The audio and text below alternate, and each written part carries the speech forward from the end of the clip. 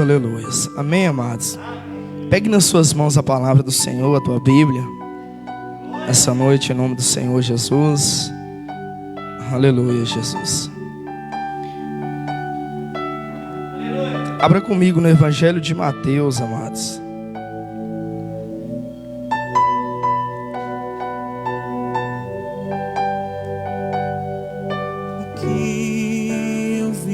De acordo com os irmãos foi encontrando, fique de pé em reverência à palavra do Senhor, em nome de Jesus. Aleluia, Deus. A minha alma tem sede. Evangelho de Mateus, capítulo 28, amados, e versículo 11. Evangelho de Mateus, capítulo 28, e versículo 11. Dizer que eu quero mais te conhecer. A minha alma tem sede de ti, ó Espírito Santo, estou aqui. Vem, Espírito de Deus, vem, Espírito de Deus, o meu coração é o teu altar. Vem, Espírito de Deus, vem, Espírito de Deus, o meu coração é o teu altar. Aleluia. Fecha os seus olhos, encurva a tua cabeça. Vamos pedir ao Senhor para falar conosco nessa noite, amados. Pai, nós te pedimos, meu Pai, mesmo sem merecer, eu te peço que nessa noite o Senhor Deus venha me usar para falar com a tua igreja. Senhor, traz a revelação da tua palavra nessa noite. Fala conosco, Senhor, nessa noite de Santa Ceia. Eis aqui a vida da tua igreja, que veio te buscar, que veio te adorar, que veio renovar, Senhor, a aliança contigo, que veio nessa noite, Senhor, se aquebrantar e reconhecer, meu Pai, o alto preço na cruz, tudo que o Senhor Deus fez por nós, Pai. Pai, nessa noite fala conosco, que todos possam entender essa palavra possa, meu Pai, estar selada no coração deles, para a honra e glória do teu santo nome. Fala com eles, que essa palavra venha ser como uma semente lançada no coração deles, e o coração da tua igreja, Pai, possa ser como uma terra fértil nessa noite, para que receba, meu Pai, essa semente, enraiza, cresça, Senhor, brota, cresça, para que dê muitos frutos, para a honra e glória do teu santo nome. Fala conosco, é o que nós te pedimos, Espírito Santo de Deus. Fala com a tua igreja, em nome do Pai, do Filho e do Espírito Santo de Deus. A igreja diga amém, diga graças a Deus. Pode se assentar, adorando e exaltando o santo nome do Senhor Jesus.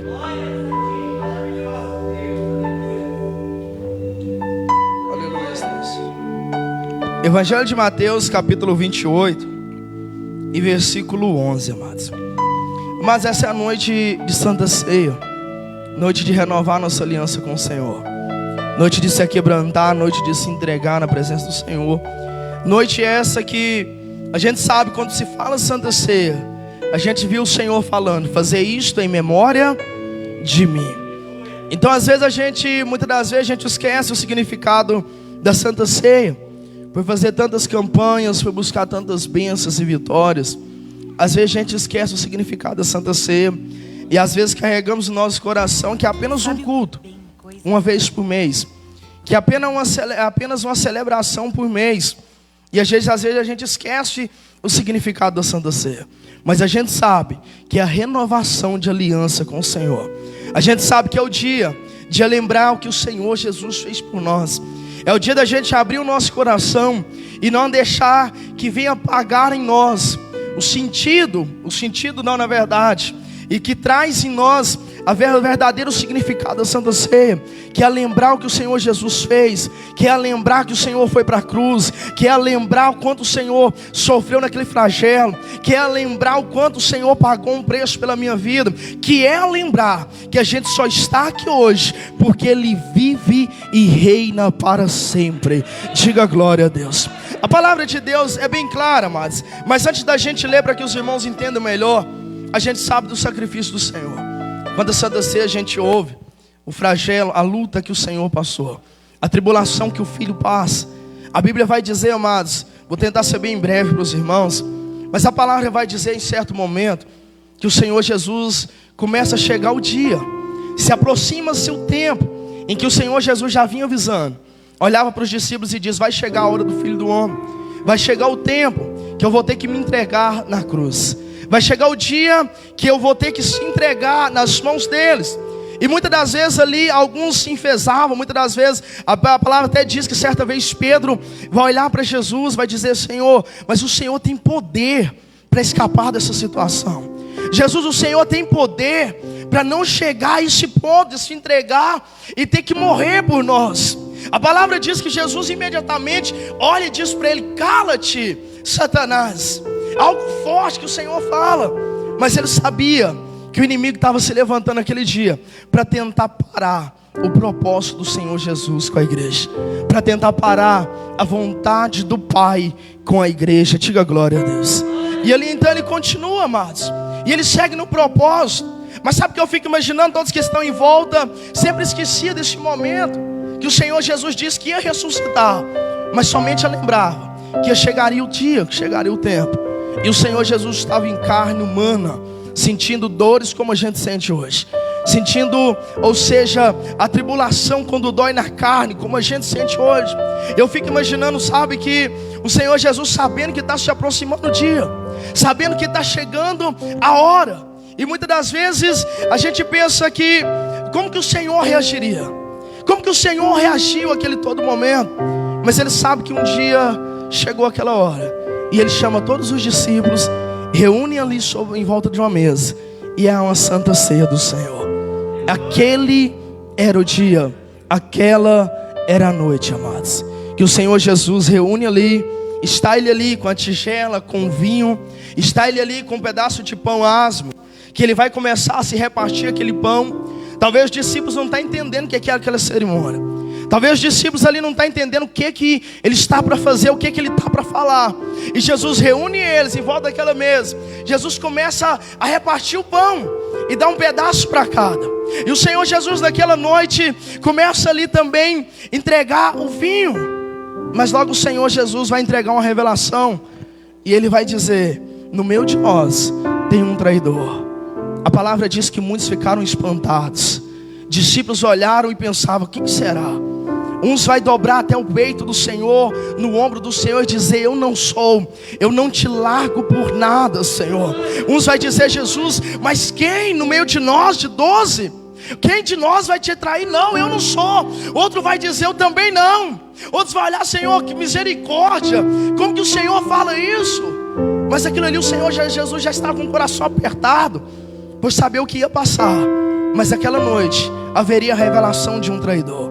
E o Senhor Jesus vai dizer: aquele que molhar o pão comigo no vinho. A Bíblia diz que automaticamente ele vai molhar, e Judas vai no mesmo momento e molha o pão na tigela. O Senhor Jesus diz: vai e faz o que é preciso. A Bíblia diz que Judas sai correndo, porque ele se vendeu, e ele vendeu o Senhor Jesus. Ele se entregou a dizer tudo sobre Jesus e a contar onde Jesus estava. Ou seja, amados, na nossa vida a gente sabe que o Senhor Jesus, ele ia se entregar. A gente sabe que ia chegar o momento, mas sabe, às vezes por se antecipar e nos deixar que escapole de nós a vontade do Senhor, a gente toma atitudes erradas naquilo que já vai acontecer, naquilo que já tem propósito certo. Mas se a gente não confiar em Deus, não colocar o nosso coração nele, a gente toma atitude errada. Pastor, o que o senhor está falando? O propósito era mesmo Jesus ir para a cruz, mas Judas, olhando somente para o dinheiro, se esquece e vai se vender e contar onde Jesus está. Vai se vender e entregar tudo sobre Jesus. Vai correndo por causa do dinheiro e deixou o coração ser corrupto. Mas o propósito era Jesus ia se entregar. Mas no meio dessa entrega, a decisão precipitada e de não estar focado naquele que ele andava junto, ele se entrega a uma situação que daqui a pouco vai ser uma morte sem volta para Judas. palavra diz que então Judas parte correndo e começa naquela noite a começar a perseguição. Jesus está sentindo já aflito e sabe que chegou o momento. E a Bíblia diz no Evangelho de Lucas que ele corre para o jardim de Getsemane. É um monte que ele corre agora e fala para os discípulos: vamos para o monte, quero falar com o Pai. Porque sempre na hora da aflição, a melhor coisa é falar com o Senhor. A melhor decisão é falar com Deus. Jesus sempre deixou esse exemplo. Ele corre para o monte, chegando até perto, ele diz: olha, vós não vão subir, mas fiquem aqui em oração, e eu vou continuar a caminhada e quero falar com o Senhor sozinho, quero falar com o Pai sozinho. A mais e Senhor. A Bíblia diz que Jesus então sobe e lá começa a orar para o Senhor. A Bíblia diz que ele na aflição, uma das primeiras palavras que ele vai dizer para o Senhor, sabe qual é? Naquela dor, naquela adrenalina, naquela aflição, ele vai olhar e dizer: Pai, se possível for, passa de mim esse cálice. Mas ele conhece o Pai, ele sabe da vontade dele. E eu fico imaginando, sabe o que vem no coração dele? Porque tão rápido, ele já vai mesmo responder para o Senhor. Eu fico imaginando que passa no coração dele uma igreja. Passa no coração dele a tua vida. Passa no coração dele a tua existência. Passa no coração dele um futuro mais para frente. Que ele logo vai dizer: Pai, mas que não seja a minha vontade, mas que seja do Senhor. Em outras palavras, ele estava aflito e pensando: Senhor, passa de mim essa situação, passa para outra. Mas na mesma hora Jesus olha e diz: não, Senhor, que seja a tua vontade.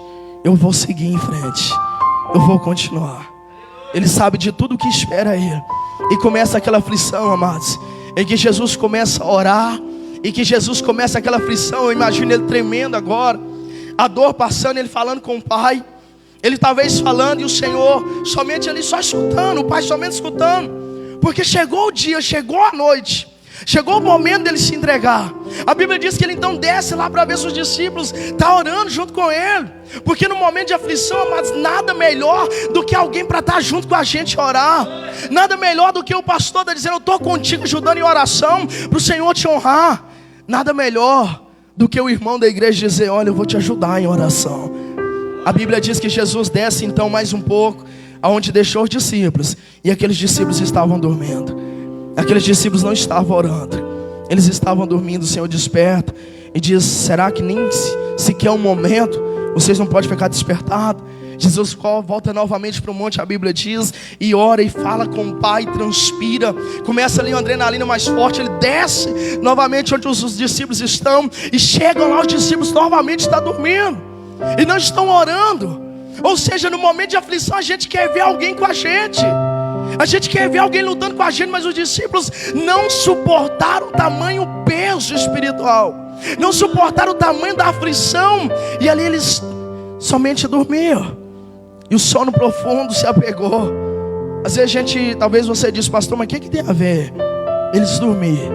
Amados, você sabe que o peso espiritual nos traz fraqueza, toca até na nossa carne. Perceba que quando você abre a tua Bíblia na tua casa para ler, perceba que dá um sono, é passo de virar uma folha, a gente já não quer ler mais. Dá um peso, dá vontade de largar a Bíblia novamente no mesmo cantinho. Porque o Senhor começa a falar com a gente. A gente sabe que o peso espiritual tem dia que não nos deixa bem. Tem dia que a gente está mal. Tem dia que a gente não está para orar para ninguém. Tem dia que a gente às vezes pensa em parar, em desistir. Tem o dia mal, mas sabe de uma coisa? Às vezes a gente olha e julga aqueles discípulos. Mas aqueles discípulos estão passando peso que nenhum de nós passou. Porque o teu mestre está a ponto de se entregar na cruz.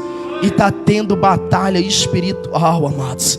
Naquele momento ali, o mundo espiritual, ou seja, estava todo revirado. Em outras palavras, para que os irmãos entendam melhor, naquele momento o mundo espiritual ali estava todo diferente, porque está bem próximo do Filho de Deus. Não é qualquer um, não era qualquer ser humano sobre a terra, mas estava prestes o Filho de Deus ser chicoteado e cortado a tua carne. Estava prestes do Filho de Deus. Alguém falar assim: ele é rei dos judeus, coloque então uma coroa nele. Vamos colocar uma coroa. E coloca uma coroa de espinho. Espinhos entram no teu crânio, chicotadas corta a tua carne. Alguém veda ele e diz: vamos ver se ele sabe então revelar e adivinhar quem bate nele. E os soldados começam a espancar o Senhor Jesus. Ele sabe do que está para passar. Ele sabe do que está enfrentando. Mas no mundo espiritual, amados, não é qualquer um ali. E o peso espiritual os discípulos não suportam e caem no sono. Jesus, em outras palavras, humanamente falando, porque ele estava em carne, para sentir tudo que você sente aqui, tudo que a gente sente. Jesus se sentia sozinho. Nenhum dos seus discípulos está despertado orando. Ou seja, talvez Jesus descer mais um pouco do monte e ouvir de algum dos discípulos: Jesus, eu estou contigo, eu vou te ajudar em oração. Algum deles está despertado e dizer: Senhor, eu não sei o que está para acontecer hoje, mas nós vamos continuar orando e vai dar certo. É tão bom ouvir no momento de aflição. É tão bom ter ajuda no momento de luta. Mas Jesus disse: está lá os discípulos orando, ou você dormindo, perdão, volta para o monte novamente sozinho. E Lucas era um médico, e no Evangelho de Lucas vai até relatar que o Senhor começa a transpirar. Ele começa a suar, mas não sai o suor comum de hoje que a gente soa, mas ele começa a transpirar sangue. No jardim de Getsemane, Jesus já começa a derramar sangue ali pela tua vida.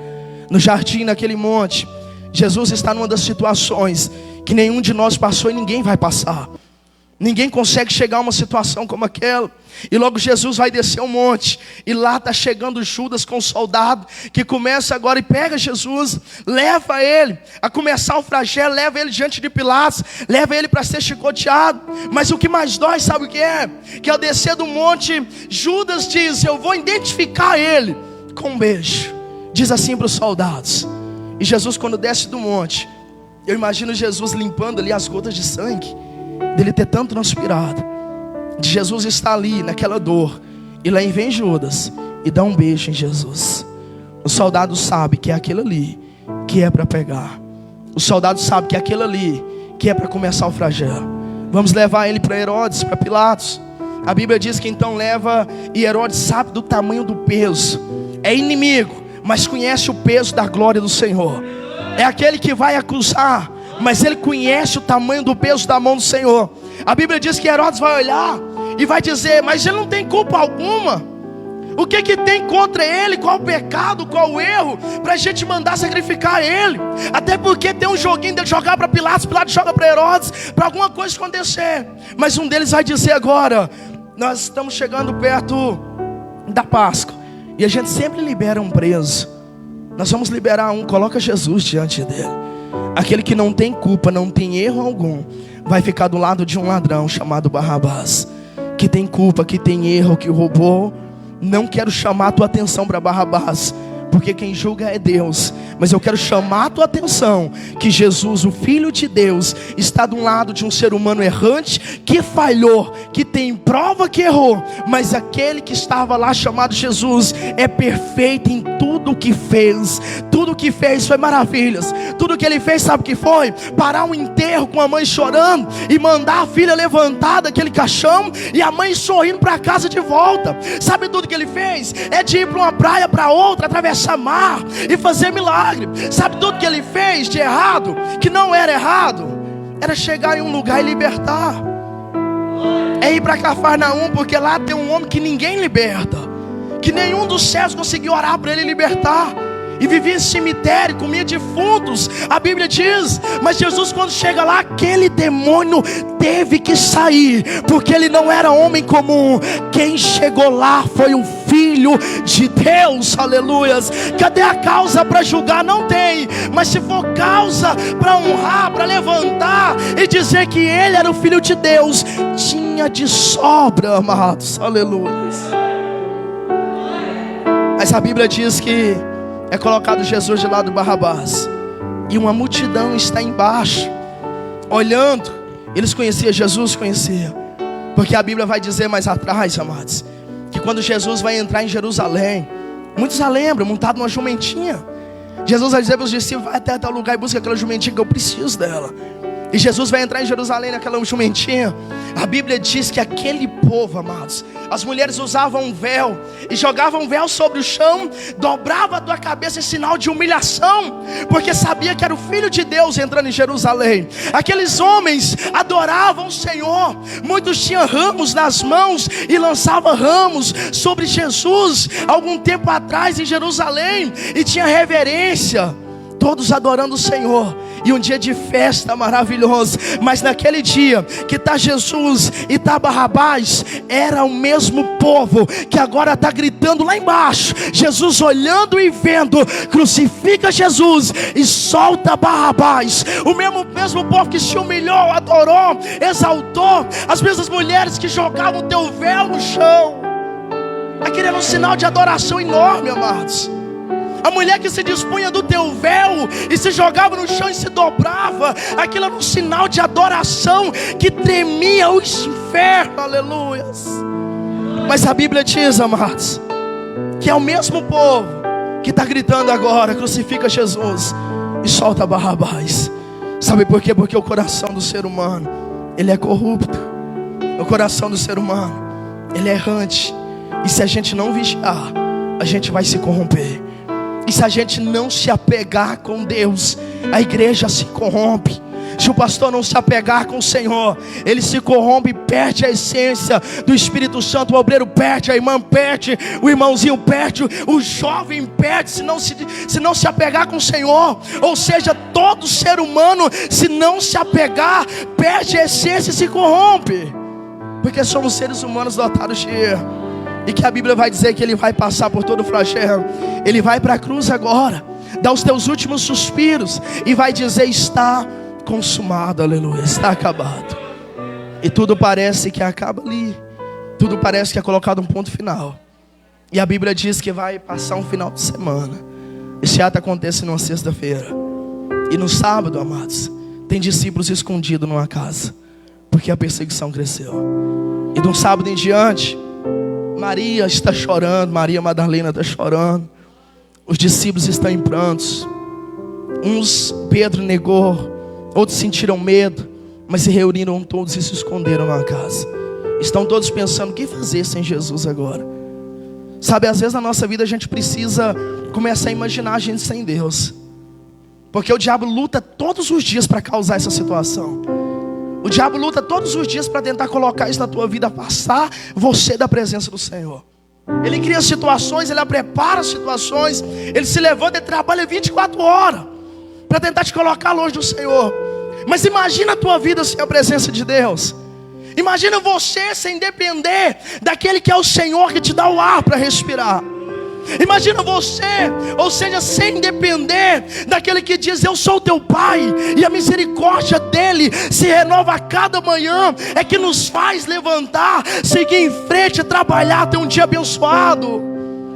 Aquele que te constituiu a tua família, aquele que te deu uma família abençoada. Mas imagina sem ele na tua vida. Os discípulos estão pensando agora: como seguir sem Jesus? E talvez foi o sábado mais longo da vida deles, daqueles que acreditavam no Senhor. A Bíblia vai dizer, que amados, que naquele sábado já está no segundo dia. A Bíblia diz que os principais sacerdotes naquele tempo estavam por detrás da morte do Senhor. E sabe o que eles vão fazer? Eles olham um para o outro e dizem: aquele Jesus diz que no terceiro dia ele ia ressuscitar. Vamos correr para Pilatos. Eles correm até Pilatos e dizem: olha, nós precisamos de uma escolta para colocar na porta do sepulcro. Sabe por quê? Porque corre o risco dos discípulos roubarem um corpo. Essa é a mentira que eles inventam para Pilatos. Nós precisamos de uma escolta lá. Pilatos vai dizer: eis aí uma escolta, leva eles. Mas eles sabem que o medo deles não é discípulos ir lá e roubar o corpo de Jesus, porque eles sabem o tamanho do peso que foi crescendo no coração deles. E eles lembraram quando Jesus passava, reunia a multidão, e ele diz: eu vou, mas ao terceiro dia eu ressuscitarei, aleluia. Aquele sacerdote perseguia, sabia que o Senhor estava para ressuscitar, aleluia. E eles tentam colocar soldados a portas, que a Bíblia vai dizer que Pilatos libera uma escolta de soldados que vai para a porta do túmulo e nem não dorme, está ali vigiando e olhando.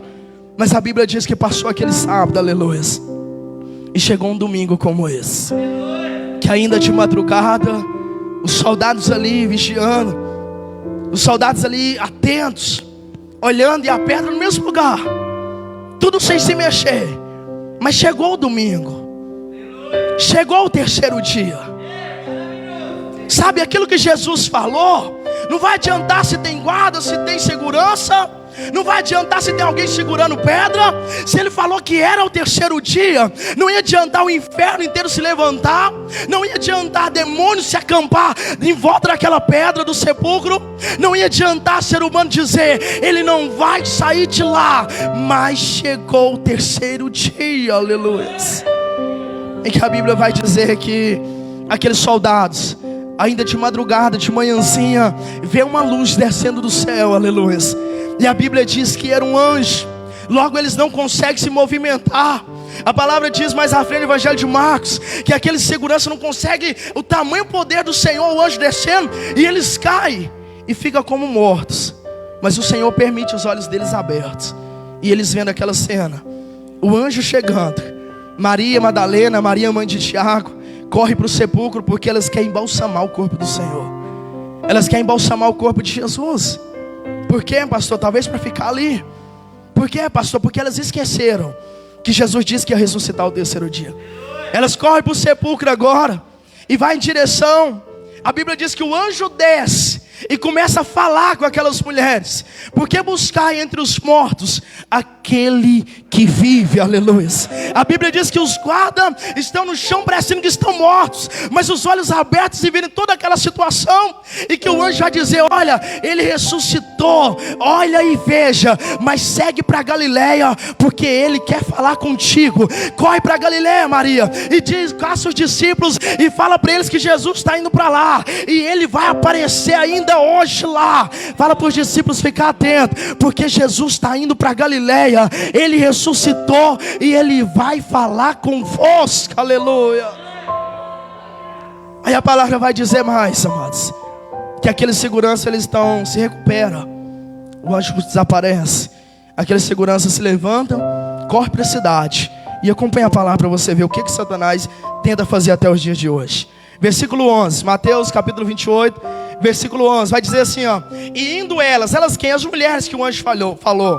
E indo elas, eis que alguns dos guardas foram à cidade e contaram a um dos principais sacerdotes tudo o que sucederá. Diga glória a Deus.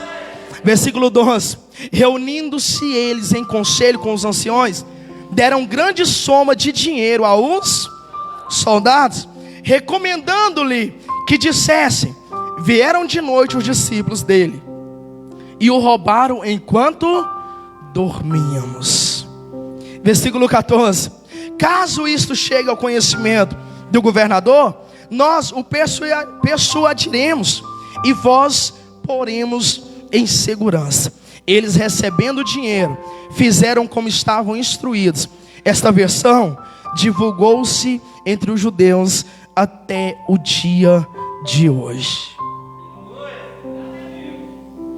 Eu não sei se você entendeu ainda, mas olha aqui, pastor. A palavra diz que os seguranças, os guardas se recuperam e correm em direção à cidade. Uns vão chegar espantados lá, e quando vê os principais sacerdotes, que é os que estavam por detrás da morte do Senhor, eles correm agora para os sacerdotes e diz: olha, e começa a contar tudo o que aconteceu. Desceu um anjo no céu e teve um clarão, a gente não conseguiu se movimentar. E começa a contar, e aquele anjo removeu a pedra, e Jesus já não estava mais ali. Ele ressuscitou, diga glória a Deus. Ele ressuscitou. Aquele anjo correu e disse para aquelas mulheres, para elas ir para Galileia, porque Jesus lá vai falar com eles. Aquilo, amados, os sacerdotes tremem, os sacerdotes olham, espanta, e sabe que quem estava no túmulo era o poderoso Filho de Deus. E que ele diz: no terceiro dia eu ressuscitarei. E ele ressuscitou. Os sacerdotes não sabem o que fazem, mas eles têm grande quantidade do dinheiro, o dinheiro que muitas vezes corrompe, o dinheiro nessa terra que corrompe muitos corações. Aquele sacerdote olha para aqueles soldados e diz: olha, nós vamos dar uma grande quantidade de dinheiro, mas não é para vocês contar a verdade, é para vocês ocultar. Oh Deus. Aquele sacerdote agora, como eu disse aqui de manhã, amados, mas é a realidade. Satanás estava usando eles.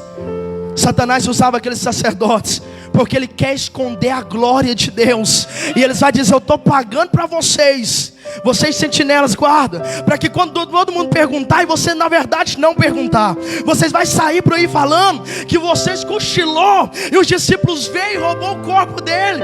Ou seja, quando o governador achar ruim que vocês dormiram, deixa com a gente, que a gente vai levar o governador na conversa e vocês não vão morrer. Está aqui uma grande soma de dinheiro. E a palavra diz que aqueles guardas estão espalhando a mentira agora. Pastor, eu ainda não estou entendendo o que o Senhor quer dizer. Amados, o inimigo até no dia de hoje, que a palavra diz, está tentando esconder o que Jesus fez para a tua vida. Desperta, igreja, abre os teus olhos espirituais. Você só está aqui nessa noite porque teve Jesus, o Filho de Deus, que foi para a cruz, se entregou pela tua vida. Até no dia de hoje Satanás está mentindo, está tentando iludir, tentando fazer a igreja esquecer que não há propósito. Há um propósito. Jesus ressuscitou e te dá vida, e vida em abundância. Aleluia.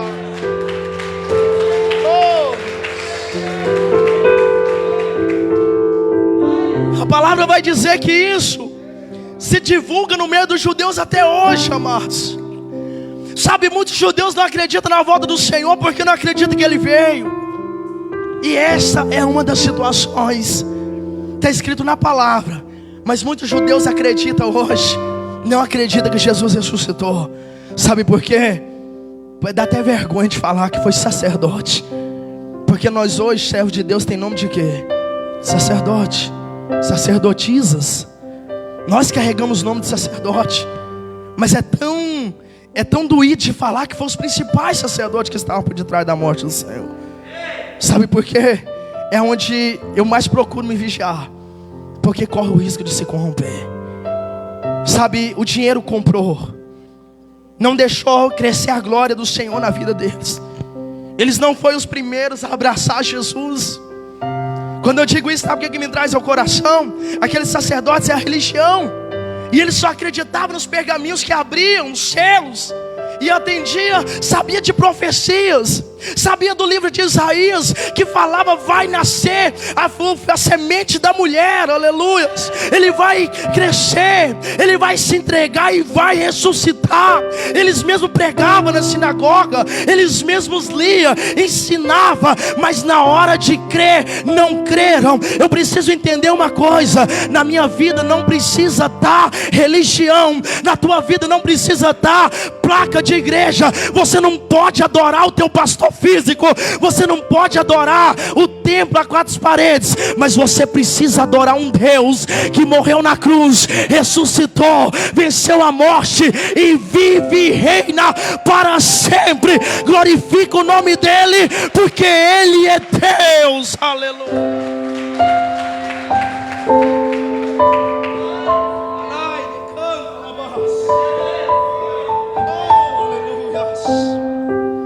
Aqueles sacerdotes compram aqueles seguranças, aqueles guardas, aquela sentinela, e eles vão sair por aí contando mentiras. Eles vão sair por aí dizendo que Jesus não ressuscitou, mas os discípulos roubaram o corpo dele. Sabe, amados, eu vejo a Bíblia falar que isso ocorre no meio dos judeus até o dia de hoje, porque o coração do ser humano quer mais acreditar na mentira que foi falada do que o Senhor Deus fala. O coração do homem quer mais se apegar na palavra negativa que falou para ti do que uma pregação que Deus está dizendo que você pode, você vai vencer.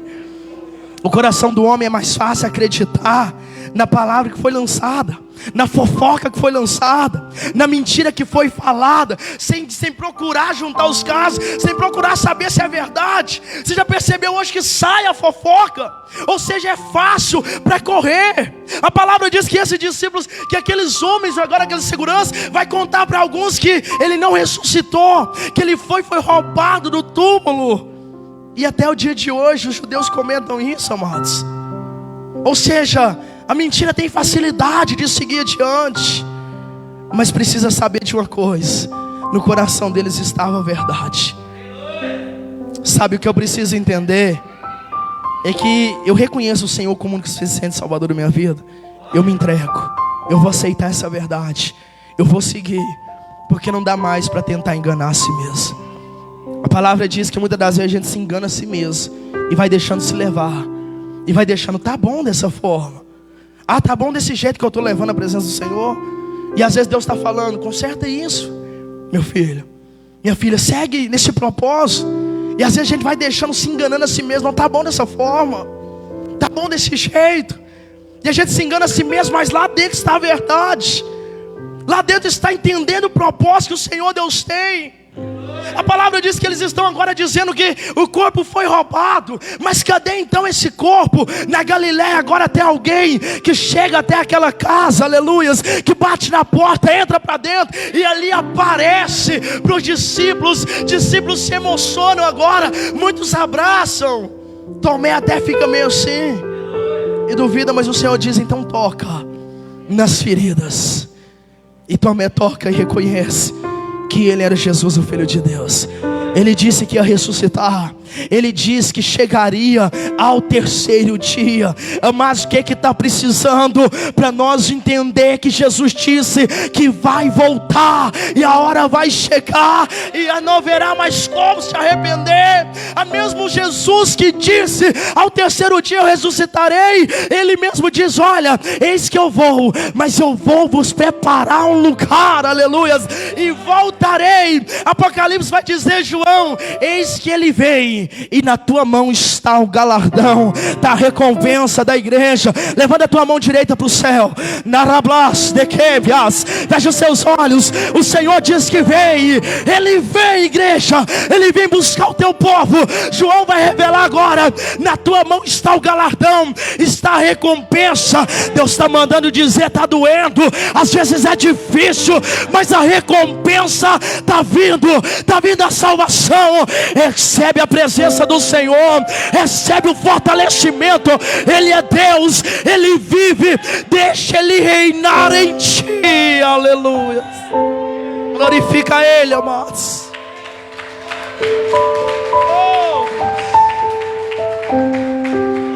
Aleluias.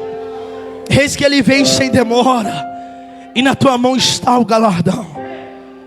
Deus manda dizer para alguém nessa noite, está difícil, mas o que tem para ti, o que tem um futuro para a igreja, você não vai lembrar desse sofrimento. Não haverá mais dor, não haverá ranger de dente, a Bíblia diz, mas haverá uma paz, haverá uma alegria. Eu estou dizendo, tudo que está te esperando tem um lugar. Sabe, você é tão especial. Quando você às vezes está numa fila, está num lugar onde não está cabendo mais pessoas sentadas, e é tão bom quando você vê alguém guardar um lugar para ti. É tão bom e você acha, se sente especial. É que o fulano falou, pode ir lá, eu guardo um lugar aqui para ti. O Senhor Jesus disse, olha, eu estou voltando para o Pai, mas eis que eu estou indo preparar um lugar. Oh Deus, eu vejo Jesus agora chegando no céu, a palavra diz. E pelo que o Senhor diz, Ele indo e a preparando um lugar para ti. Amados, o lugar está preparado. Só falta chegar o tempo. Só falta chegar o terceiro dia. Esse terceiro dia que eu estou dizendo é quando o pai dizer para o filho, pode voltar, meu filho, pode ir até as nuvens. Oh, aleluias. Esse dia a palavra diz que nem um filho sabe, os anjos não sabem, mas Jesus está na espera, aleluias. Tem anjos preparando as trombetas, oh, aleluias. A palavra diz, não, ninguém sabe o tempo, mas tem anjos já com as trombetas nas mãos, preparado. E Jesus olhando e intercedendo à direita do Pai, dizendo, Pai, tenha misericórdia. A Jesus intercedendo quando você erra, quando você peca. A palavra diz que a gente tem um justo juiz e um justo advogado que está na direita do Pai, dizendo, Pai, tem misericórdia, porque eu morri por ele, perdoa ela. Aí Deus te traz nessa noite para dizer que Ele te ama acima de tudo, que Ele te ama, mulher, Ele te ama, homem. Deus tem um propósito de salvação na tua vida. Oh, aleluia. Deus te trouxe nessa noite para te dizer que o amor dele não consegue ser medido. Como o servo do Senhor, O evangelista diz nessa manhã: hoje é o dia das mães. E a gente sabe que nada parece, humanamente falando, nada supera o amor de mãe. A mãe se entrega pelo filho. A mãe entra na frente de um tiro para defender um filho. A mãe se joga no lugar do filho. A mãe se sacrifica no lugar do filho. Sabe, e o Senhor fala desse amor na palavra dele, porque é muito grande o amor dos pais, mas ele relata ali da mãe. Sabe, aí ele pega e diz que mesmo o amor de mãe sendo tão grande, não se compara ao amor dele pela tua vida. Sabe, ainda que eu tento pregar nessa noite, ainda que eu tento te entregar o que Deus está dizendo, quando Ele te ama, eu ainda não consigo mostrar o verdadeiro tamanho de amor de Deus para a tua vida. Ninguém consegue mostrar o tamanho, a dimensão. Aleluia. Evangelho de João vai dizer, porque Deus amou o mundo de tal maneira que entregou o filho. Esse tal é como eu ouvi uns dias atrás um pregador dizendo, esse tal é João dizendo: eu não sei medir, não sei peso, não sei altura, porque não dá para medir, não dá para pesar, não dá para saber o comprimento do amor do Senhor. Aí João não sabe, ele vai dizer: porque Deus amou o mundo de tal maneira, porque nem ele sabe medir o tamanho do amor de Deus pela tua vida. Ele não sabe e ele não consegue compreender. Aleluia. Porque Ele te amou. Ele pega o único filho à tua direita e manda descer para a terra. E aquele filho desce para te salvar. Aquele filho desce para fazer uma aliança com a terra. Sabe, é nós que precisamos e dependemos dele.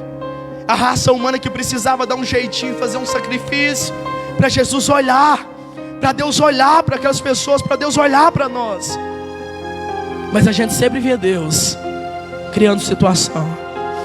A gente sempre vê Deus preparando situação para chamar a tua atenção.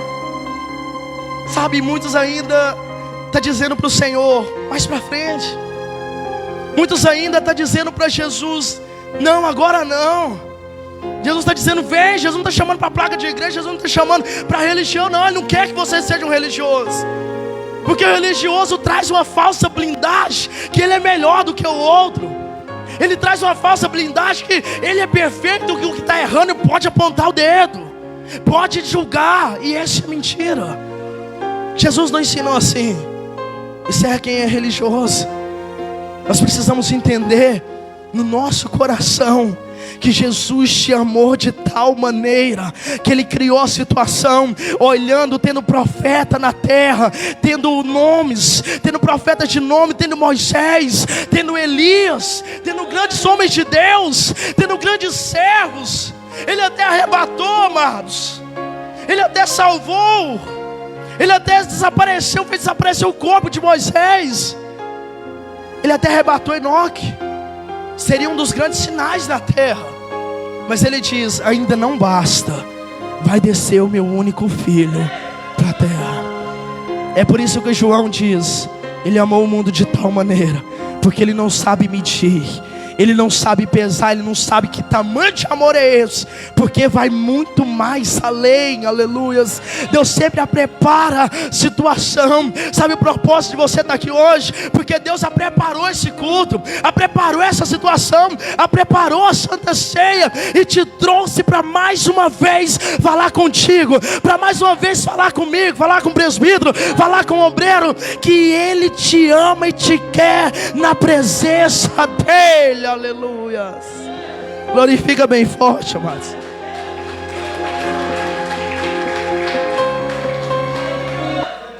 Mas até os dias de hoje, Satanás está se levantando para tentar colocar uma cortina